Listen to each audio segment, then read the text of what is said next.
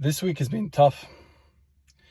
The 2 days where I'm supposed to go really hard on squats have fallen on days where the conditions are not the greatest. The first day was a 5 a.m. session. I managed 11 then, but clearly not ideal. Fasted, slept 6 hours before, whatever.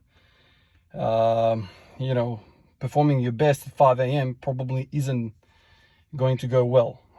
But anyway, very happy with that. And then today, after a night shift, wake up, and usually sometimes I'm really, really good after a night shift, but I have to get to work right away. So I get up, warm up, squat.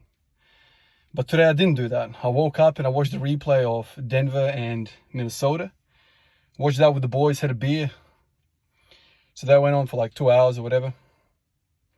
And then I made my way to the garage and I started warming up, and very soon I realized I had nothing. Jelly legs, even in the warm-ups, jelly legs. But I somehow was able to change the pace of the AMRAP set, and I got 10. I was very happy with that again. The upper back was solid as hell, and I took some advice from you guys. I want to shout you guys out for this. I think a few of you fellas, one definitely I read. There was another occasion that I read, I think last week, where you guys said my wrist being cocked back in the squat is probably hurting my whole rigidity with the bar placement, the back rack, and probably why I have stability issues and pain and whatnot. So today I was like, okay, I've got nothing to lose, obviously, whatever, just implement and try and experiment.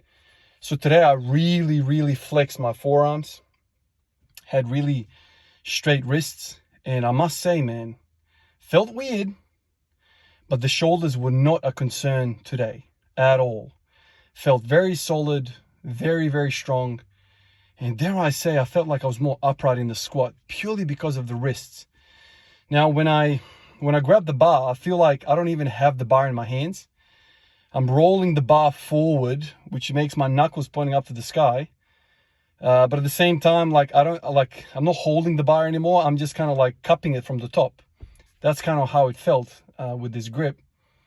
But it felt good. It felt really, really good. And dare I say, if I had fresher legs, and if I had food in my belly, last time I ate was probably like 12, 14 hours ago. If I had, a better better conditions for this thing, I probably could have done much better.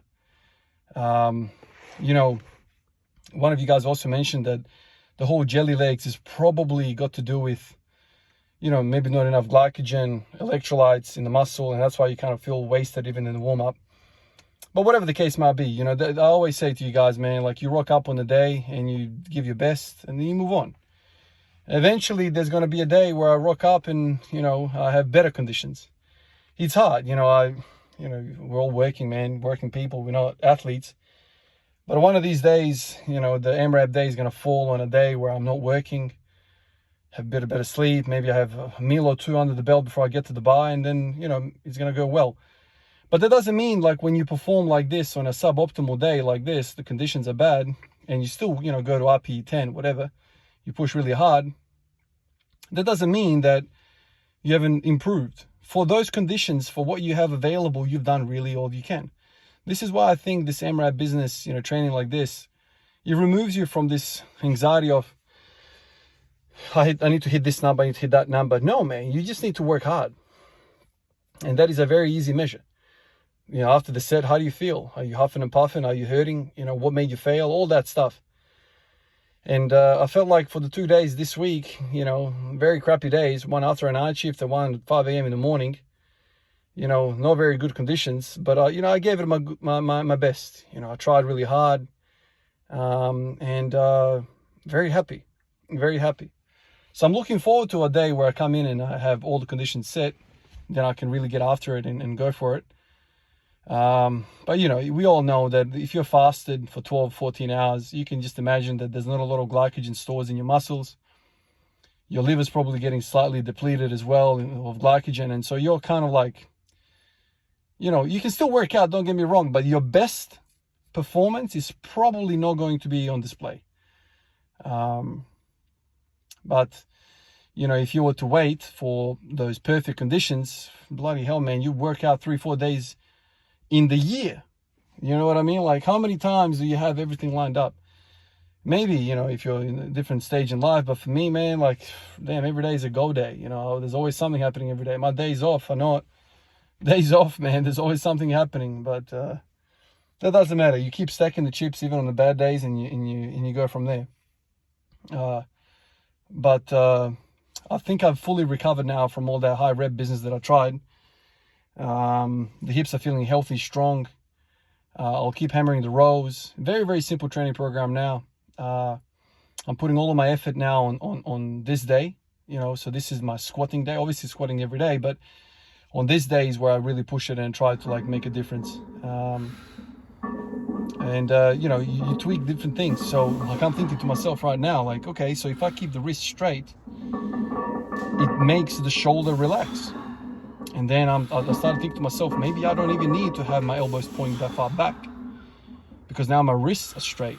It's almost like, you know, the bar wants to slip, but you're holding the bar and you're kind of like twisting it forward, which kind of gives you more grip on your back rack position. And then so you can duck your elbows in a little bit, which makes the whole freaking upper back chill out a bit. And I'm sitting here, I'm thinking to myself, it felt like I was freaking more upright. I don't know.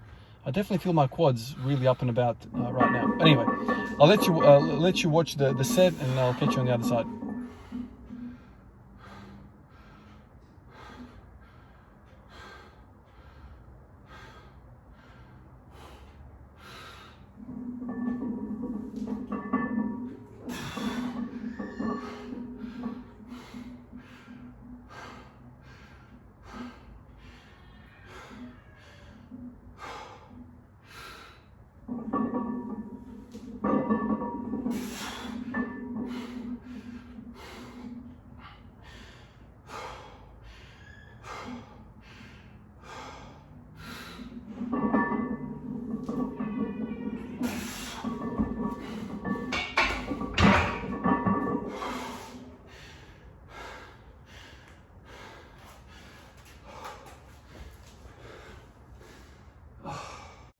So that set went on for 1 minute and 35 seconds, or thereabouts.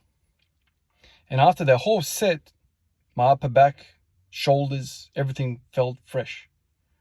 With just one little tweak, I was able to survive a very long period of time under the barbell and not have any feedback, any soreness, any pain, any pumps coming from the upper body. Purely just a technical adjustment. And I don't know whether you guys knew, like, you know, I mean, I felt it definitely. I didn't feel as strong in the earlier reps. So I thought, okay, let me buy some time here. And maybe this new grip position is going to buy me some time. So now I'm like, damn, okay. So imagine if I can get to a situation where I can just stand there with the bar for 2 minutes, squeeze that under 2 reps, 3 reps. And I mean, this is how this is how it goes, right? I'm predicting that I need to be under the barbell for 2 minutes to get to 20, at least 2 minutes, 2.5 minutes probably. The first 5 or so reps today were very slow because I wasn't very sure about myself. Jelly legs, weird position on the bar, but I like it. I reckon a couple more days of trying that, especially on my lighter days, maybe get some speed into the bar with 140, 160. Really practice that wrist position. I reckon good things are coming. Maybe I don't have to have a freaking gorilla silverback muscles in the back to survive the 20 rep squats. So that's definitely a win today. I'm very excited about that. I'm going to go back in the house and write a nice little piece in the journal about this, because I think it's very, very worthy of noting what happened here. I think it's a good one, and I want to, again, thank you guys for bringing it up. It's definitely made me think, and I'll keep playing with it. Anyway, guys, appreciate you guys, and I'll catch you in the next one. Peace out.